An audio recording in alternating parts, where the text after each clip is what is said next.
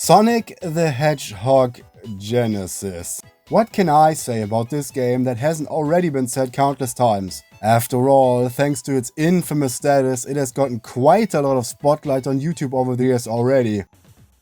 Well, this video releases on the game's 15th anniversary, so that's something unique. But don't think even in the slightest that this is some kind of celebrational act. All that matters is that Sonic Genesis hit the GBA in 2006 and was in itself meant to celebrate the 15th anniversary of the original Sonic the Hedgehog, along with that other game of the same name. These two pieces of legendary software are now as old as the original was when they came out. They now mark the halfway point of the Hedgehog's roller coaster of a history. And thinking about this makes you feel pretty darn old if you were there during the beginnings. So, what exactly is Sonic Genesis? It is a port/remake of the glorious 1991 Sonic the Hedgehog for the Mega Drive and was released as a sort of birthday present, harkening back to the Hedgehog's legendary beginnings. On paper, the prospect actually sounded very promising. But Sonic Genesis is the kind of present you really don't want to receive. It's like a handmade gift from someone who has two left hands, didn't put any kind of effort, let alone love into it, and didn't even care. The game starts off with a health warning. It's mandatory stuff from Nintendo, yeah, but it's still all too fitting that the very first thing you see after the system is booted up is a friggin' disclaimer about the possible risks involved when playing this game. Taking in the title screen for a first impression, everything seems to be in order. The graphics look spot on, all the way down to the colors. It even has a flashing press start message, something that the original didn't display because of a glitch. But if you look closer, you'll notice that the background is just one flat texture. There's none of the sweet parallax scrolling with loads of layers and animated line scrolling water. Everything just lazily paces along the screen at the same speed. This version's defining feature is the anniversary mode. You'd think that with this being a piece of celebration, this would add additional stages, or characters, or collectibles, or a time attack mode, just anything worthwhile. But all this mode does is give you the spin dash. A gimped one you can't even rev up. Really appreciate the effort to make this something special, Sega. At least there is a save feature that even allows you to pick any of the zones you've already reached in either mode, but it neither keeps track of your Chaos Emeralds nor the individual act you've been on, which turns into a real headache at a certain point in the game. There's also a resume feature for when you have to quickly shut the game off. This actually saves your progress up to the nearest checkpoint, and you can absolutely abuse this as a restart feature. And it's not just good as an emergency exit to prevent death. Since it doesn't cost a life to use this, and everything respawns, you can re-grab rings and monitors and effectively farm lives with this. It also works as a no-cost option to go back in case you are a few rings short of getting a shot at the special stage, though this comes with a catch. Needless to say, the extra features, or lack thereof, are a huge disappointment. Saving and spin dashing isn't even something unique to this version. Those features have already been added to the game almost 10 years prior in Sonic Jam for the Saturn. Along with the difficulty selection, gameplay options, time attack, special stage marathon, digital manual, and of course the fantastic Sonic world. Sonic Genesis does have an options menu, but all it adds is the most basic settings for the sound output. More on that later. Finally looking at the game itself, the graphics look rather nice. The sprites, the tilesets, the backgrounds, they all look like they are ripped straight out of the Mega Drive original. The worries of the title screen are also mostly forgotten. While there is still no line scrolling on the water, it is properly animated and all of the other parallax layers are there. In fact, as a pleasant surprise, this port actually has the added moving clouds from the upgraded Japanese release of the original. Everything seems to be there and, with the exception of the hood, is a pretty much color correct and pixel perfect recreation of the 16-bit classic. This is what leads into the game's first big issue, screen crunch. The GBA has a resolution of only a measly 240 by 160, whereas the original was working with a much bigger 320 by 224. That means that the field of view is cut down by a quarter horizontally and almost a third vertically, and for the fast platforming that Sonic practically invented, that is a huge hindrance. You just cannot react properly to incoming enemies or stage hazards in time. unless you already know the layouts inside out from playing the original. Let's face the hard fact. If you want to portray the original with its looks intact, there is just no way around the screen crunch. They obviously didn't want to redraw the entire set of graphics to fit the smaller screen for very apparent reasons. And the only other option would have been some sort of software scaling. Considering how bad this worked, even in the Sonic Classic Collection on the DS, let's just take what was done here as the best possible way to accurately portray the Mega Drive original on the GBA. The actual bad thing is that the developers have made zero adjustments to the camera to mitigate the screen crunch at least somewhat. It would have really helped out to nudge the camera forward to show you a bit more of what's ahead. And the Labyrinth Zone boss absolutely requires it to be panned up so you can properly react to all the hazards that the vertical shaft is filled with, which, thanks to the unaltered view, are always just a few pixels out of sight. You can look up to manually move it up, but this requires you to be at a standstill. And with the water rising, you are likely under too much pressure to even consider that. And to add insult to injury, they couldn't even move the camera where the original did it. Just take a look how the Scrap Brain Zone acts end. Since the camera is a zombie and keeps Sonic brain dead in the center of the screen, you can see how the level tiles just suddenly end. Now, let's quickly address the elephant in the room, since I already brought up the DS. Why was this game made for the GBA? The Nintendo DS came out in 2004, so it has been a well-established thing in late 2006. Even the DS Lite has been released by this point. There was no good reason to stick to the honestly outdated Game Boy Advance anymore, other than making the thing on the cheap of course, which must have been the only real concern during the production of this port. You know what also came out in 2004?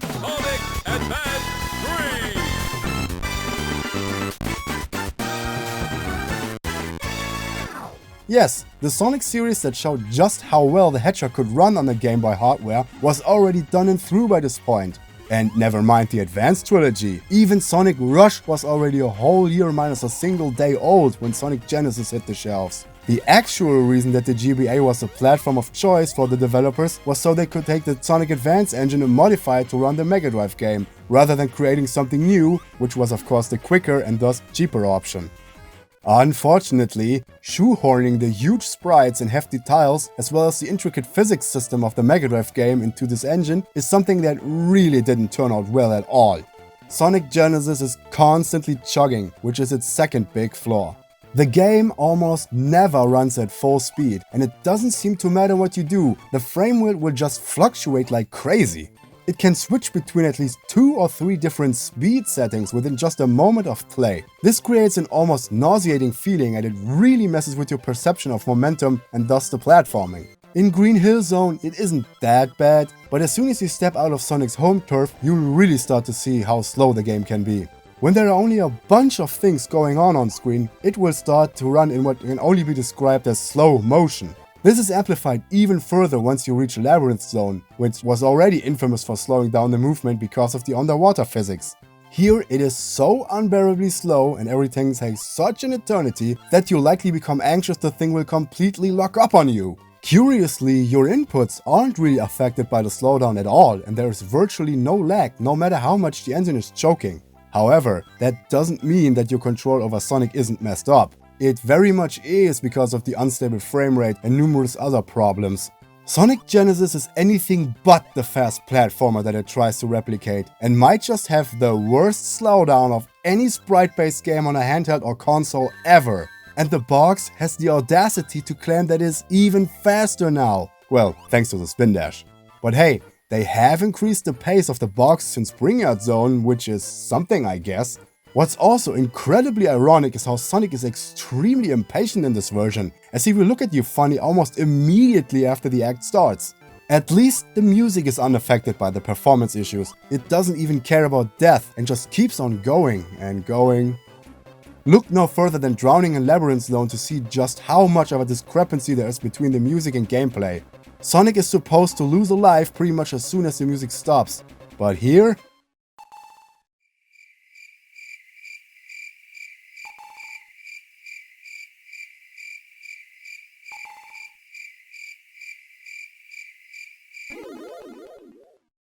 This brings me to sort of the main attraction of this video.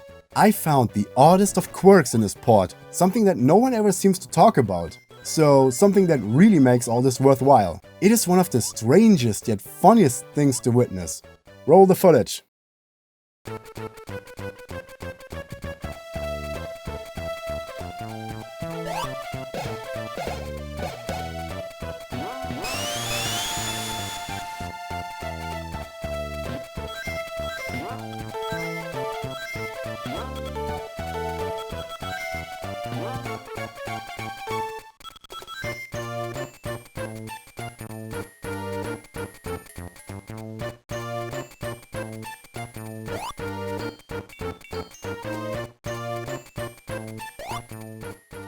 The timers on the auto demos don't lie. The music alone manages to slow this game down by about 15%, and these scenes aren't even the worst case scenarios. Turning off the sound effects also improves the performance, but only by a very negligible amount in comparison.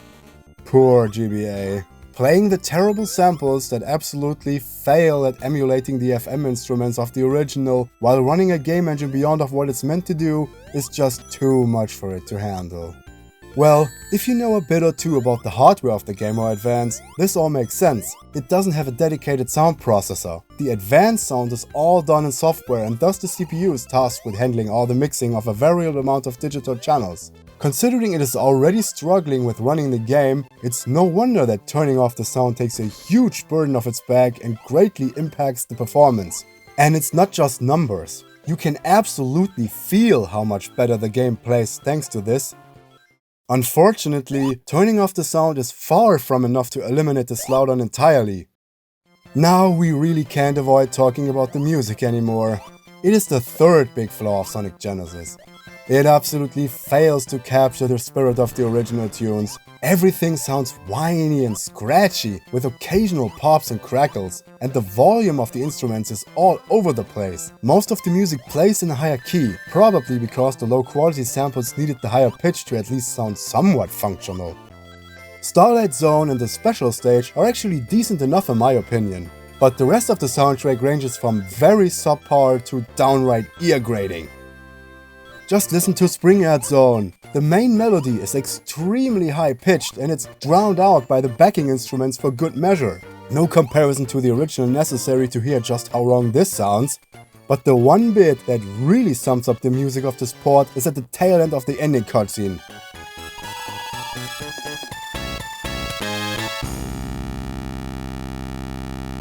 But you know what's really baffling? The medley that plays during the credits roll. It uses a vastly different instrument set to recap the music from each of the 6 zones. That's not how it was in the original. They are meant to sound the same, since you are supposed to reflect on your journey. But even more so, a lot of this actually sounds better. Spring Yard is still absolutely awful in this, but everything else sounds much closer to the Mega Drive original in terms of pitch and composition. Why couldn't the level music sound like this? Probably because it really broke the limits of the hardware, because this track is plagued by crackles and pops even when listening to it outside of this scene. And by the way, it's just a delight to watch how even the game struggles to play itself. The sound effects fare even worse than the music. The rings do make the right noise, but the sample sounds overly compressed and keeps cutting out. Everything else just sounds wrong, is used in inappropriate situations, and ranges from barely serviceable to absolutely pathetic. Many people lead this argument with the sound effect of destroying badniks or inhaling air bubbles. But in my opinion, it's the effect that plays when you use your shield to spikes that takes home the golden conch of cacophony. If the intention was to really make you feel the hurt, it certainly succeeds in giving you the equivalent of driving a sharp needle into your ears. Luckily, you rarely hear this effect, as it's indeed very situational. The culprit is of course again the sloppy handling of the sound. You know, the Sonic Advance games got it right, and those were running on the GBA as well. Actually, this sound effect is far from the only thing that the Advance series does a lot better than Sonic Genesis with the same hardware limitations. These games stayed way more true to the classics in terms of sound effects, music quality, speed, and even gameplay. Even though this series was meant to be, and definitely is, its own unique experience, it still managed to emulate the Mega Drive games in ways that Sonic Genesis can only dream about. And that only had that one job. The first Sonic Advance even has recreations of Starlight Zone and Square Zone's themes that sound a fair bit better than the ones in Sonic Genesis. There's one more thing about the noises that Sonic Genesis makes that I want to bring up, the Jukebox. This is one more tiny little feature that was added to this port, if you discount the level select sheet in the original. You unlock this music menu by beating the game, which is a mighty feat already. But if you are willing to really waste your life on this game, then you go ahead and complete it with all the Chaos Emeralds to unlock the sound effects. I sure suffered a lot to have this to show on my DS Lite. I of course took the smart approach and showed the game who's boss by playing in anniversary mode, spin dashing at every instance where it helped, and absolutely abused the restart function. And after I finally laid my eyes on the fat doctor furiously jumping around on the end, I got nothing. Yeah, the game showed me who's really boss, and I was at the end of it. Every sane person would just leave it be at this point, but I gave it another attempt the next day. To make sure nothing could prevent me from getting my reward again, I did it with neither spin dash nor restart. It was at this moment that I really reaped in the benefits of playing the game without music, and I managed to reach the good ending with relative ease. Yeah, needless to say, I've also pretty much fully adjusted to the game's crap factor by this point, and I don't know if that's something to brag about or to be ashamed of. Many people will tell you that unlocking the sound effects is anything but a reward, and that it's really not worth it. But I disagree.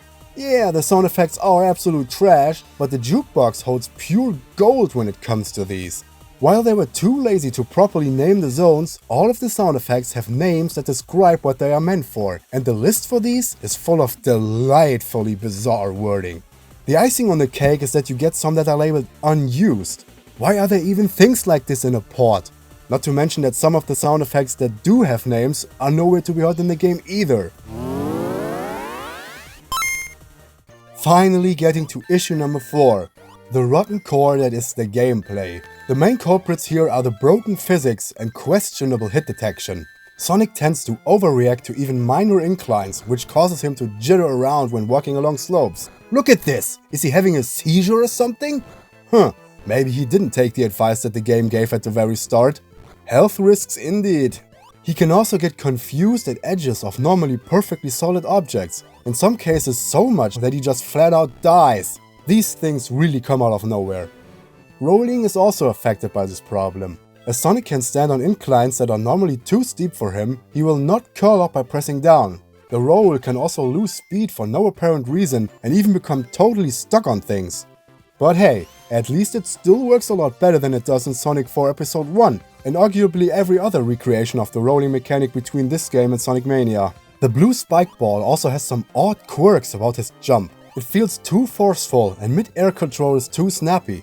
He also somehow stores the speed he took off with and keeps it even when brushing against walls, and instantly zooms off when he gets back on his feet. While this could be seen as a positive increase of flow and thus overall speed, it is undesirable, even for Sonic the Hedgehog. It can totally mess up your grasp of momentum and lead to all sorts of jank. Here for example, I've let go of the controls as soon as I hit the first block, but after working his way through, Sonic acts as if I was still holding forward. This persistence of motion at times also makes it hard to bring Sonic to a halt in a precise manner. Combining the fluctuating speed with the unpredictable nature of how you can never be sure what inertia the jittering on slopes adds to your jumps or hitbox for that matter, it makes for a wild ride. The kind that just keeps on spiraling out of control.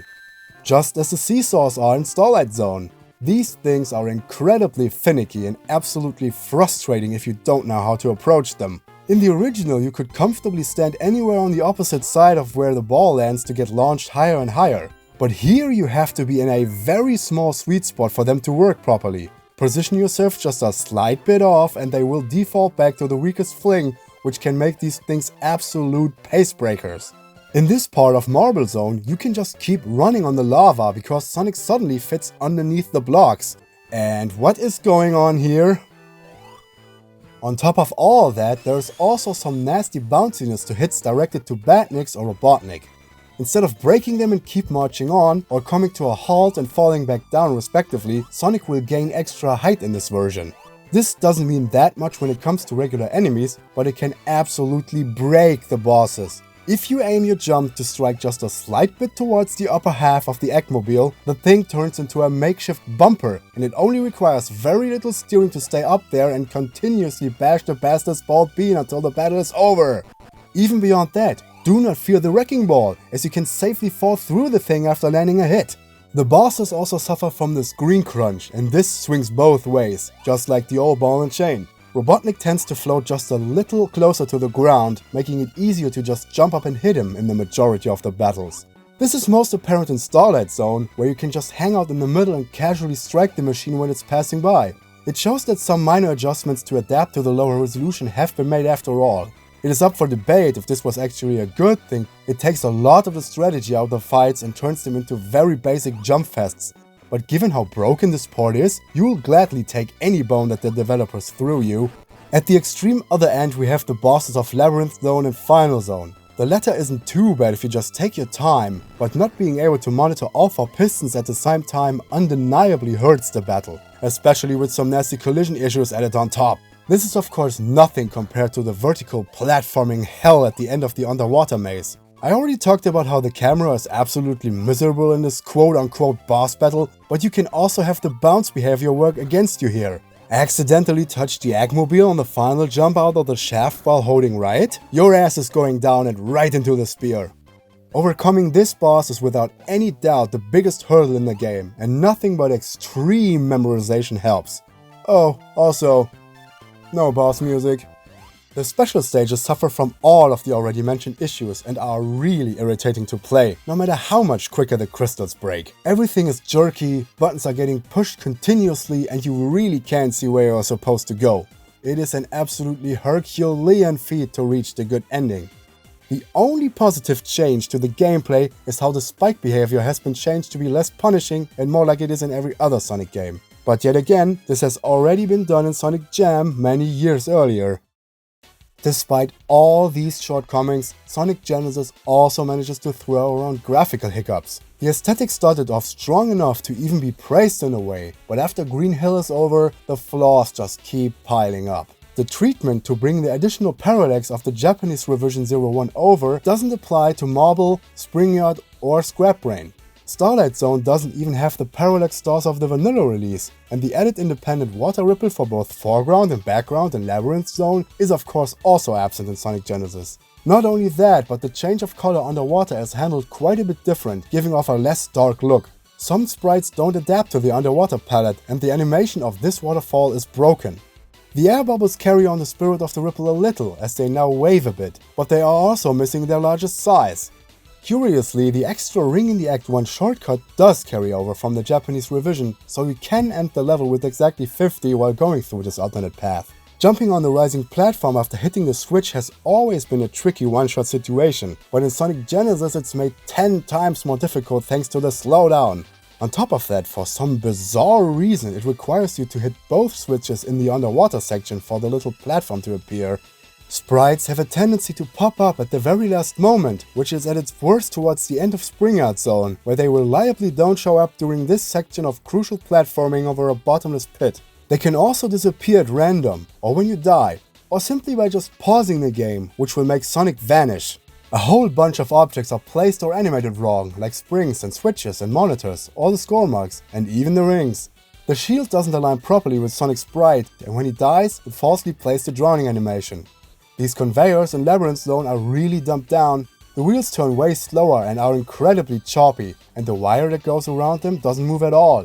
Even worse, the wheels don't follow the direction of motion, which becomes extremely apparent in Act 3, where you have to switch the direction of one of these things. The wheels keep turning clockwise, which looks absolutely silly. The worst offender in terms of graphics is Scrap Brain Zone. By this point, the developers just gave up. On top of the already mentioned camera issues at the end of both acts, these last few levels are absolutely filled with graphical problems. These doors don't open and close, they just phase in and out of existence. The wires of the conveyors are once again static. A bunch of the flamethrower stage hazards don't fire at all. The crushers in these vertical sections like to fall out of sync. In Act 3, many objects use the wrong color palette, so they totally stick out while underwater. The electric orbs in the final battle are missing animation frames. Robotnik overlaps the escape chute of his machine, and the way it ends? The absolute bottom of the barrel is the background of Act 2. Not only is it lacking any and all animation, it looks totally messed up in places. Speaking of backgrounds, the one in the special stage is also garbage for a few frames. And in the Jukebox, it just becomes a show of utter incompetence. This very simple pattern of wavy lines in different shades of blue keeps glitching out when the music gets too intense. Another clear sign that the sound and graphics are at odds with each other when it comes to grabbing available CPU cycles. Sometimes things can even get so messed up that the entire screen will flash random colors for a frame or two. The final slap in the face is in a good ending. Despite removing the hood and having less animates on screen, they still had to make more cuts. Unleashing the power of the Chaos Emeralds does not make the flowers bloom, and thus a big part of the meaning of this cutscene is gone out the window. What an epic blunder to end it. How could everything in Sonic Genesis go so horribly wrong when so much of the groundwork has already been perfectly established in the Advanced trilogy? The very thing that this piece of software trash was supposedly built upon. One can only imagine how the making of this game went. The game only credits the original Sonic team. Nothing about this port has been added. The manual lists some people that worked on it, but the way it is worded makes it seem that it's about everything but the actual development, unless localization actually means the act of porting. Maybe the people responsible for this mess purposely left out their names. You couldn't blame them for that decision. Sonic Genesis certainly seems like it was outsourced to whoever offered porting for the lowest price, and is all in all a slap in the face to those that took it as a means to relive the Hedgehog's past, get into it for the first time, or got into the misfortune of picking it up for any other reason. It sure as hell feels like it was a tech demo or proof of concept that just happened to have come into existence for some reason and then got turned into something for the retail market as cheaply as possible. At least they only released it in the US, though that didn't entirely stop people from elsewhere to get scarred by this miserable mockery of a port. It's a tough call to say that Sonic Genesis is the worst port of all time. After all, there's still Sonic Jam for the Gamecom, which is stepping into bootleg territory. However, when it comes to games that made the move to more modern and in many ways superior hardware, Sonic Genesis very much manages to take the shameful award of being the absolute worst. To hammer home this point and to put the final nail to Sonic Genesis, let's take a quick look at the port of Sonic the Hedgehog to the GBA that actually was released as a tech demo. This came out in early 2007 and was made solely to show that, in the right hands, the GBA was perfectly capable of handling the frame rate, physics, music and sound effects of the original to make a really good port. Only Green Hill and the special stage are complete, but it has Tails and Knuckles and a better spin dash. Not to mention that everything else is better here. Stealth made this, who later worked on Sonic Mania, so there is incredible talent and dedication involved. But it was still only one man who worked on this in his free time. He created something that surpasses a commercially released product by an order of magnitude. Going down this route of a purpose-built engine with streamed recordings of the original's music and sound effects would have certainly taken a lot more work and cartridge space. Sonic Genesis is only 4 MB. While this is 8 times the size of the original, it is only a quarter of what Sonic Advance 3 weighs in at, for example. Going for larger ROM chips would have driven up manufacturing costs, but was this really of such a great concern in 2006? For a game that celebrates Sonic's 15th anniversary no less? Well, it definitely was, because at the end of the day, Sonic Genesis was just a dirt cheap cash grab riding on waves of nostalgia and nothing more.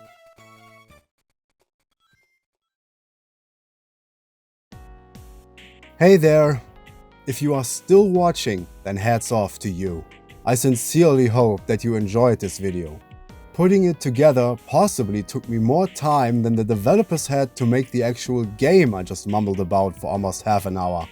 Videos that bash Sonic Genesis are already plentiful, and it honestly doesn't deserve even this kind of attention, but I just had to pick on it myself.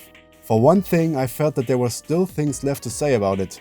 The quirk about the music slowing it down was of course a big part of that.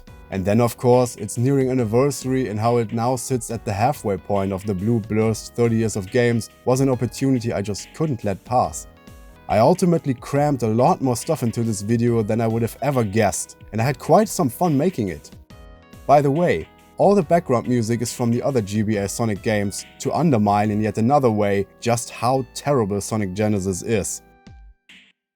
If you are still craving for even more Sonic Genesis, then please check out these channels. Their scathing reviews of this game greatly inspired me to take my own spin on it. They also have tons of other great stuff on all sorts of games, so it's well worth it. If you instead want to go back to Shenmue, or found me thanks to this video and want to dive into that sort of thing for the first time, then please be my guest. With all that said, keep friends, those you love, close to you.